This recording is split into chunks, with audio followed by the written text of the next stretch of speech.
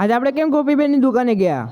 તો હવારમાં તો હવાર પડી ગઈ ને, આપણો સુખનો સૂરજ ઉગી ગયો તો આપણે નહીં ધોઈને થઈ જતા ને. આજે આપણે જવાનું હતું ગોપીબેનની દુકાને હાડીઓ લેવા માટે. આપણે તો પહોંચી જતા પણ સારું જતા જતા ટ્રાફિક એટલું નડી જતો, વચ્ચે ઊભું રહેવું પડ્યું પાછું આપણે. આ અંગાત થઈ જતો મારો બેટો ગોપીબેન જોડે ફોટો પડાવવા માટે. બસ આપણે ગોપીબેન અહીંથી હાડીઓ લઈને થઈ જાય રિટર્ન ઘેર જવા માટે.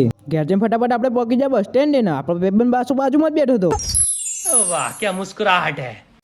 પસાઈ જાય આપણી બસ ને આપણે બેસી જાય બસમાં, અને બસમાં જવાનો એટલો કંટાળો આવે ને ખરેખર એમ થાય પોતપોતાની ગાડી લઈ લો. જિંદગીમાં કદી સોચ નેચી નહીં રાખવાની. લ્યો બોલો, હું જેવડો મોટો સેલિબ્રિટી હું, મને એકલા બસ મેળવા આવી લ્યો. બસ આપણે ઘેર પહોંચી જાય. ઘેર પહોંચી ફટાફટ ખાઈ લીધું, ખાઈને પાછા તરત આવી જાય મંદિરે. ચમકા અત્યારે આપણે ફૂલોના હાર બનાવવા બેઠા હતા બધા.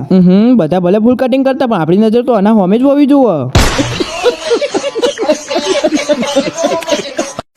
જોઈ અમારા ગામના છોકરા શેખ ને શાન અમારા ગામના.